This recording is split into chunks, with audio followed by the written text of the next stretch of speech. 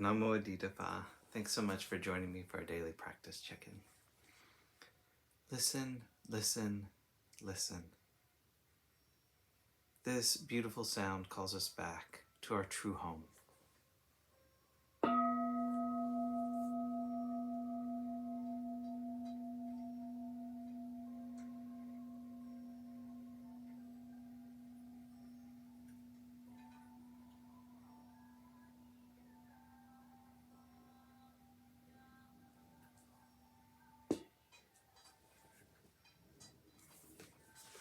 The third mindfulness training. Aware of the suffering caused by sexual misconduct, I vow to cultivate responsibility and learn ways to protect the safety and integrity of individuals, couples, families, and society. I'm determined not to engage in sexual relations without love and a long-term commitment. To preserve the happiness of myself and others, I'm determined to respect my commitments and the commitments of others. I will do everything in my power to protect children from sexual abuse and to prevent couples and families from being broken by sexual misconduct.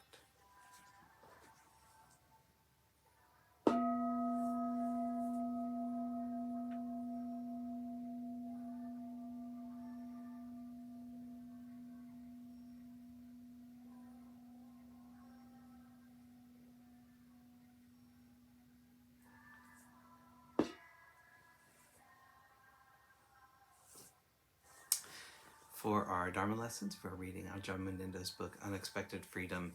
Today we're continuing in a chapter on contemplating happiness, beginning a section on seeing deeper. The second line of the verse says, happiness arises from having few needs. It might be difficult to hear what is being said here if we don't engage ourselves in a meditation practice, if we haven't recognized for ourselves the possibility of inner quietness, a place where we are not wanting anything in particular. Meditation provides the means to observe that if there are ripples of wanting passing through the mind, we can see them just as they are, as ripples, movement. There's much more to us than what the active mind leads us to believe. Sometimes we seem to be filled with a continuous stream of desire in our minds and our hearts. Such activity is quite exhausting. If we don't choose to draw our attention inwards and inquire into the nature of this active mind with its ideas and wantings, then the way it appears to be is who and what we feel ourselves to be. We believe, even feel convinced, that the only way that we can be happy is by getting what we want. Some time ago, I was told a story about a meditation student who lived in London and had a busy working life. Unlike many who live in London, she had consciously decided to walk to work every day. Over a period of time, she began to realize that she had developed a problem. As she walked to work, she would pass a particular French patisserie and was unable to walk past without buying not just one, but several pastries. The process of buying and eating those pastries stemmed from some inner compulsion rather than from any natural desire to satisfy hunger.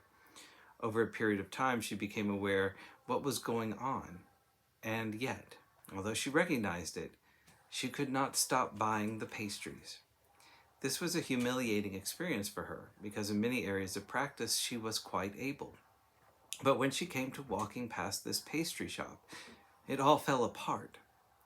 One day, after acutely feeling the absurdity and oppressiveness of the situation, she simply decided to walk to work by another route.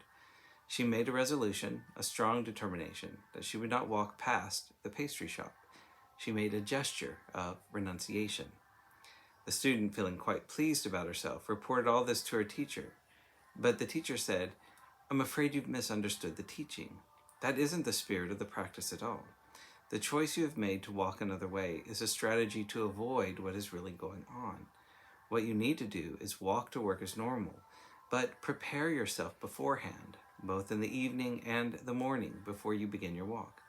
As you take your walk, follow the process step by step and watch what is going on in your body and mind." It is understood in our practice that disturbances of mind come to us with differing degrees of intensity, and that we need to respond appropriately in each case. This particular phenomenon was of the sort where What was called for was the need to prepare oneself beforehand.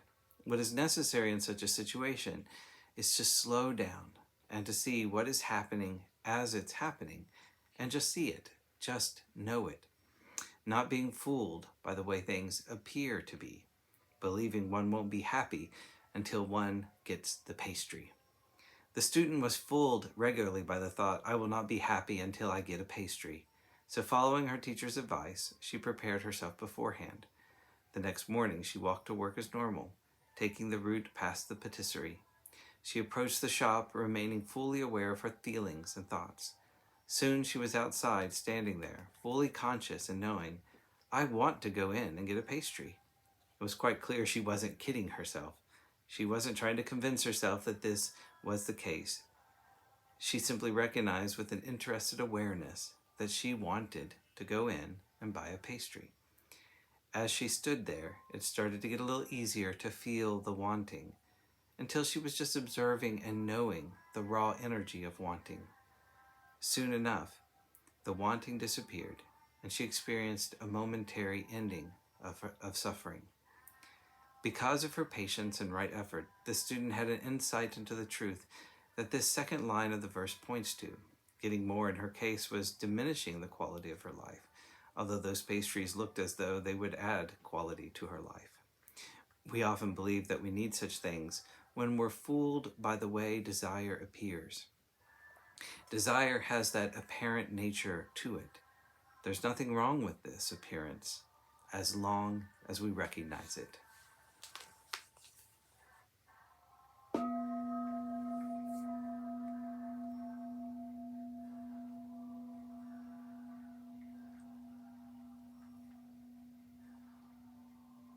May all beings be well. May all beings be happy. May all beings be peaceful. Namo Adita Phat.